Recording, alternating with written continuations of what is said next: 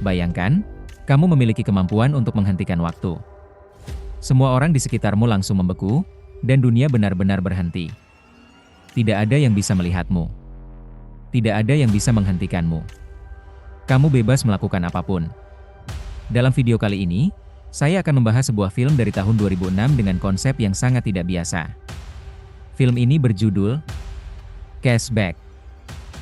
Tanpa berlama-lama lagi, langsung saja kita masuk ke ceritanya.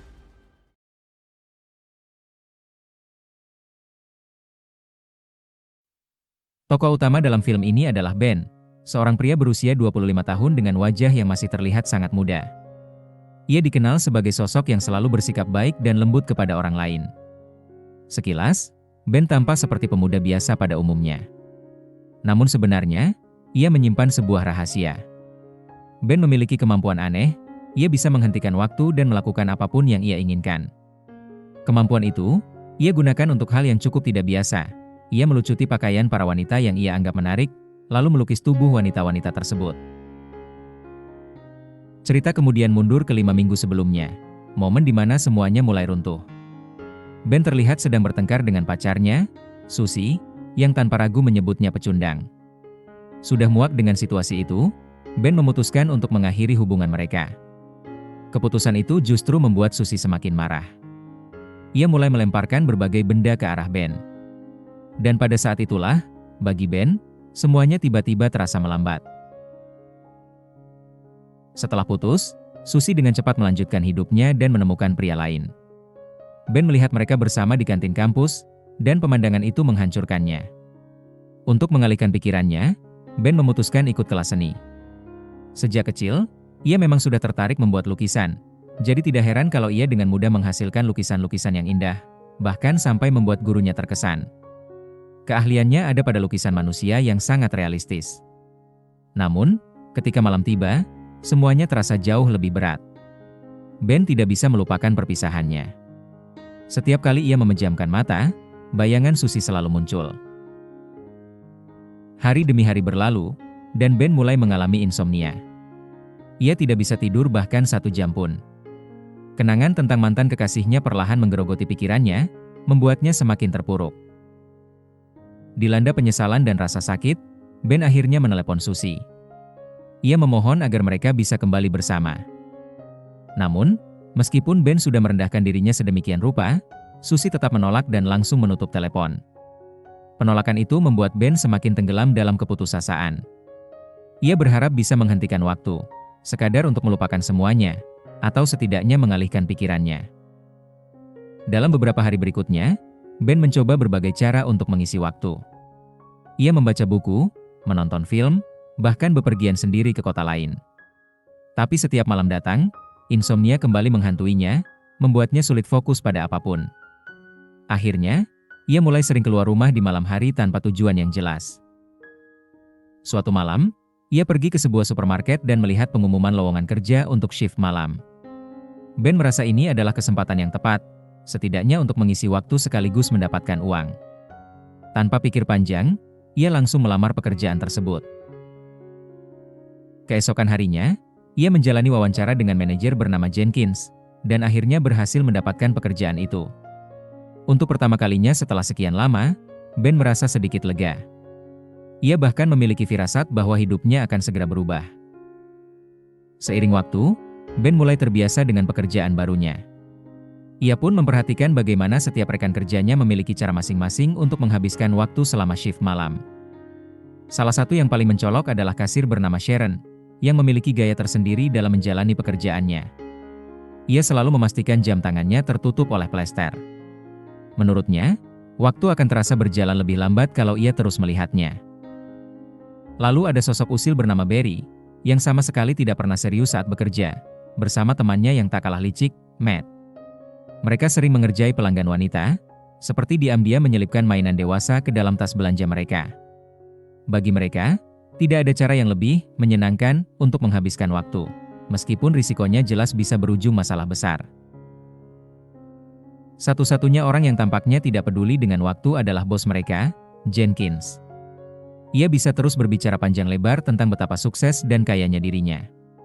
Begitu ia mulai dengan pidato penuh ego itu, Waktu seolah berjalan sangat cepat baginya.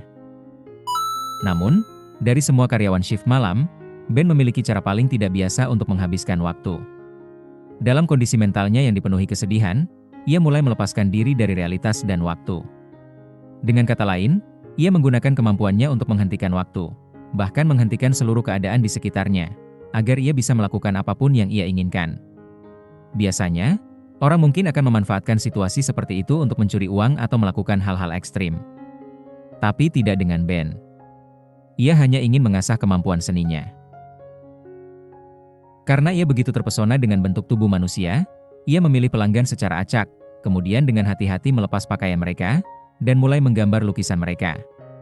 Anehnya, Ben tidak melakukannya karena dorongan nafsu. Ia hanya ingin memastikan bahwa kecintaannya pada seni tidak pernah padam.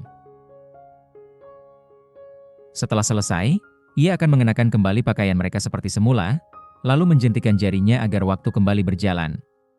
Inilah kehidupan Ben sekarang. Bukan sesuatu yang bisa ia banggakan, tapi setidaknya ia tidak lagi merasa sedepresi atau segila sebelumnya. Perlahan namun pasti, ia mulai mengalihkan pikirannya dari Susie. Di rumah, Ben sering menghabiskan waktu bersama sahabatnya, Sean. Mereka sudah berteman sejak kecil. Sean adalah kebalikan dari Ben, ia hanya tertarik pada hubungan fisik dengan wanita. Sementara Ben memiliki cara yang jauh lebih aneh dalam berinteraksi dengan mereka. Diketahui juga bahwa Sean sudah mengunjungi hampir semua klub malam dewasa di kota.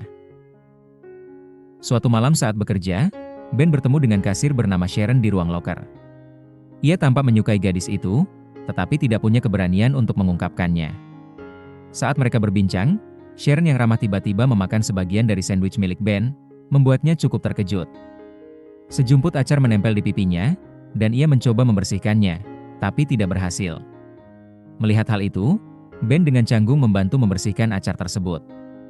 Momen kecil itu terasa aneh sekaligus manis bagi keduanya. Tak lama kemudian, Sharon pamit dan berjalan menuju pintu. Ben ingin sekali menghentikan waktu dan menikmati momen itu lebih lama, seolah-olah bisa hidup di dalamnya selama berminggu-minggu. Tapi saat ia tersadar, Sharon sudah pergi. Beberapa waktu setelah itu, saat Ben sedang bekerja, Matt dan Barry tiba-tiba muncul dari atas rak dan memberitahu bahwa Matt akan pergi menonton bersama Sharon. Kabar itu langsung menghancurkan perasaan Ben. Ia pun mulai bertanya-tanya kenapa dirinya selalu tidak beruntung. Pikirannya kemudian melayang ke masa sekolah, saat ia pertama kali merasakan jatuh cinta. Gadis itu adalah murid terpintar di kelas, dan hampir semua orang menyukainya.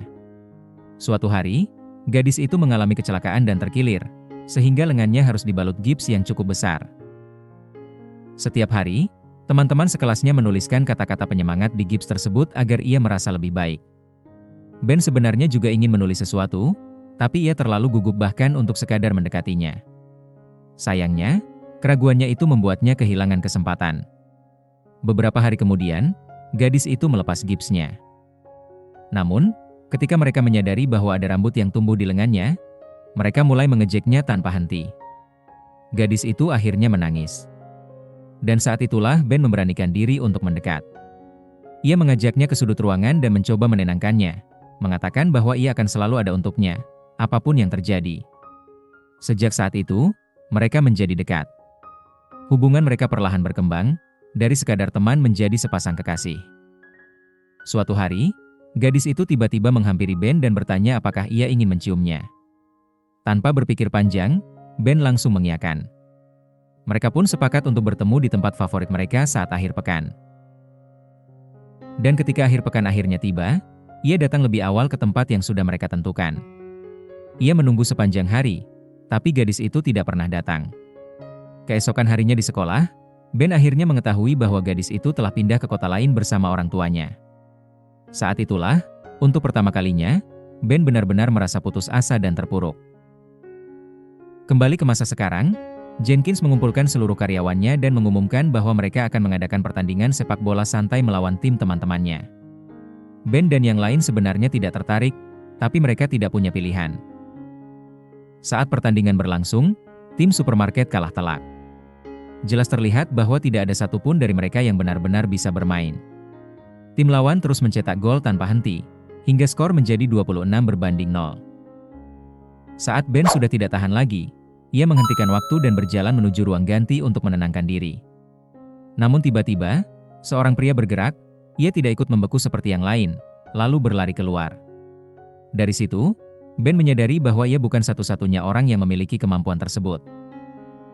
Tak lama kemudian, Ben kembali ke lapangan dan menjentikan jarinya, membuat waktu kembali berjalan seperti biasa. Di tengah kekacauan pertandingan, Matt menendang bola dengan sembarangan hingga mengenai wajah Jenkins dengan keras. Jenkins langsung dilarikan ke rumah sakit, sementara yang lain memilih pulang, meninggalkan Ben dan Sharon berdua. Di adegan berikutnya, mereka mampir ke sebuah diner terdekat untuk berbincang dan saling mengenal lebih jauh. Di sana, Ben akhirnya mengetahui bahwa Sharon sebenarnya masih lajang, dan bahwa Matt hanya bercanda soal hubungan mereka. Sharon kemudian mulai menceritakan impian-impian hidupnya, dan Ben pun melakukan hal yang sama. Sharon mengaku bahwa ia selalu ingin bertemu dengan seorang pelukis. Menurutnya, pelukis mampu melihat keindahan yang sebenarnya, bahkan pada hal-hal yang mungkin tidak ingin dilihat oleh orang lain. Dari percakapan itu, terlihat jelas bahwa keduanya memiliki kecocokan. Setelah kencan yang tidak direncanakan itu, Ben mengantar Sharon pulang. Namun, saat momen ciuman pertama mereka tiba, Ben justru merusaknya dengan mencium pipinya, padahal Sharon mengharapkan ciuman di bibir.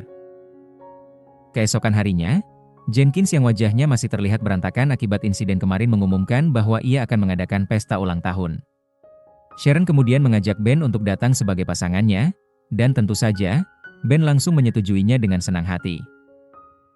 Tak lama kemudian, Jenkins memanggil para karyawan pria ke kantornya dan membagi tugas untuk persiapan pesta ulang tahunnya. Ben mendapat tugas yang cukup canggung, mencari penari untuk meramaikan pesta. Meski ia belum pernah berurusan dengan hal seperti itu sebelumnya, ia tahu siapa yang bisa membantunya. Ia pun menemui sahabatnya, Sean, dan meminta bantuan, dengan janji akan mengajaknya ke pesta jika semuanya berjalan lancar. Keduanya lalu pergi ke sebuah klub malam, di mana Sean, dengan pengalamannya, berhasil merekrut seorang penari untuk acara tersebut. Keesokan paginya, Ben menerima telepon dari seseorang yang tidak dikenal, yang mengaku sebagai pecinta seni. Pria itu mengatakan bahwa ia memiliki galeri seni di kota dan tertarik untuk memamerkan karya-karya Ben. Hal ini tentu saja membuat Ben sangat senang. Untuk pertama kalinya dalam hidup, ada seseorang yang benar-benar menghargai hasil karyanya. Namun tanpa ia sadari, itu ternyata hanya lelucon dari Barry dan Matt. Malam harinya, Ben bersiap untuk menghadiri pesta dan menjemput Sharon. Begitu Sharon membuka pintu, Ben dengan penuh semangat menceritakan bahwa ada sebuah organisasi ternama yang ingin memamerkan lukisannya. Sharon pun dengan tulus mengucapkan selamat, dan tak lama kemudian mereka berangkat bersama menuju pesta. Saat mereka tiba, suasana sudah ramai. Sean sedang ditolak oleh seorang wanita, Matt dan Barry menari dengan cara yang konyol, dan Jenkins sibuk menjadi DJ. Di tengah keramaian itu, Barry tiba-tiba melihat Susie, mantan pacar Ben, yang ternyata hadir sebagai pasangan dari saudara Jenkins. Tak lama kemudian, penari yang mereka sewa datang dan langsung memeriahkan suasana pesta. Sean bahkan tampak langsung akrab dengannya. Sementara itu, Ben pergi ke kamar mandi dan tanpa sengaja bertemu dengan Susie. Tanpa basa-basi, Susie langsung mengatakan bahwa ia ingin kembali bersama Ben. Namun Ben menolak, karena ia merasa sudah menemukan seseorang yang benar-benar ia sukai. Meski begitu, Susie terus memaksa. Bahkan tiba-tiba, ia mencium Ben secara paksa. Ben langsung mendorongnya menjauh. Tapi saat ia berbalik, ia melihat Sharon berdiri di sana, menyaksikan semuanya. Beberapa waktu kemudian, Ben mendatangi apartemen Sharon untuk menjelaskan semuanya. Namun Sharon sudah terlalu marah untuk mendengarkan. Saat emosinya memuncak dan kata-kata kasar mulai terlontar, Ben memilih pergi. Peristiwa itu kembali menyeret Ben ke dalam lingkaran depresi dan insomnia. Satu-satunya hal yang ia nantikan sekarang adalah pertemuan dengan galeri seni yang sebelumnya menghubunginya. Hari yang ditunggu akhirnya tiba. Ben datang dengan membawa beberapa karya terbaiknya. Namun sesuai dugaan, pemilik galeri tersebut menyangkal pernah membuat janji dengannya, membuat Ben sadar bahwa ia telah menjadi korban lelucon.